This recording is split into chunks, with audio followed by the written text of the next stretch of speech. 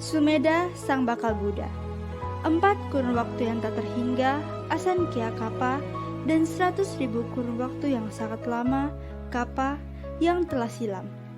Di kota Amaravati yang makmur, hiduplah anak lelaki bernama Sumedha, dari sebuah keluarga Brahmin yang kaya raya. Ketika ia masih belia, orang tuanya wafat dan meninggalkan seluruh kekayaan mereka untuknya. Sebagai Brahmin muda, ia mempelajari ketiga kitab Weda, dan tak lama kemudian ia mampu memahami dan dapat melafalkan kitab-kitab tersebut dengan sempurna. Ketika Sumedha menyelesaikan pendidikannya dan beranjak dewasa, bendaharawan keluarga memberikannya senarai harta karun yang selama ini dijaga olehnya semenjak kematian orang tua Sumedha. Sang bendaharawan membuka tempat penyimpanan harta tersebut, yang penuh dengan emas, perak, berlian, rubi, mutiara, dan benda-benda berharga lainnya.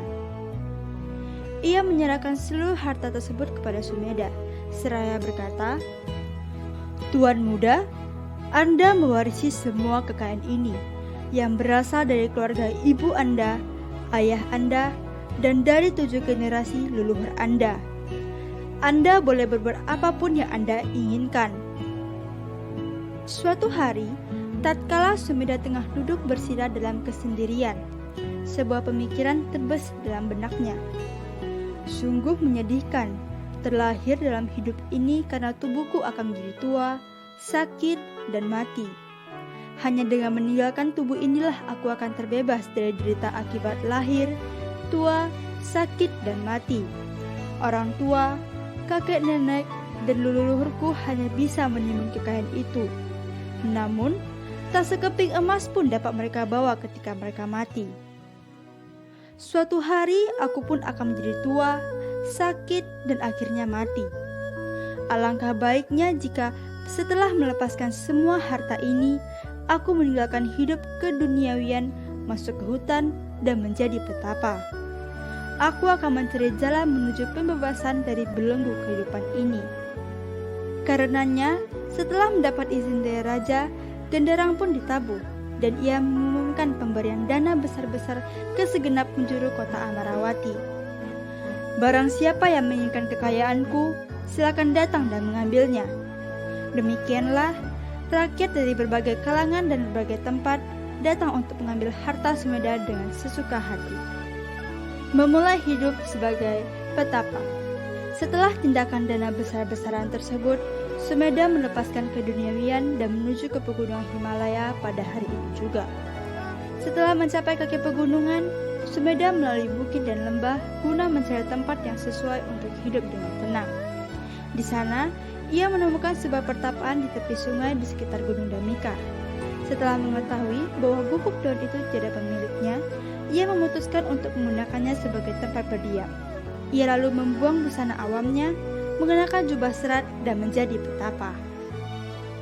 Semenjak hari itu, ia menjalani hidup sebagai petapa dengan tekun.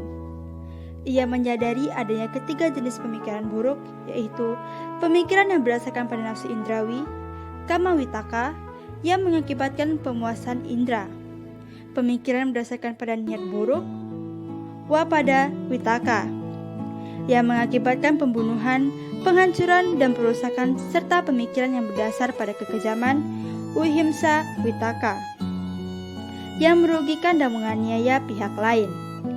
Mengetahui hal ini, sang petapa mencurahkan diri sepenuhnya melatih ketidakmelekatan batin dan jasmani pawiweka. Karenanya, keesokan harinya ia meninggalkan gubuk tersebut dan berdiam di kaki pepohonan. Pagi berikutnya, ia menuju ke desa terdekat untuk menerima dana makanan. Dengan gembira, para penduduk desa mendanakan makanan pilihan kepadanya. Setelah bersantap, ia duduk dan berpikir, "Aku menjadi petapa bukan karena kekurangan makanan dan gizi. Alangkah baiknya jika aku menghindari makanan yang terbuat dari biji-bijian yang ditanam dan hanya bertahan hidup dari buah-buahan yang jatuh dari pepohonan." Sejak saat itu, ia hanya memakan buah-buahan yang jatuh dari pepohonan. Ia berusaha keras bermeditasi tanpa henti, hanya dalam 3 postur, yaitu duduk, berdiri, dan berjalan, tanpa berbaring sama sekali.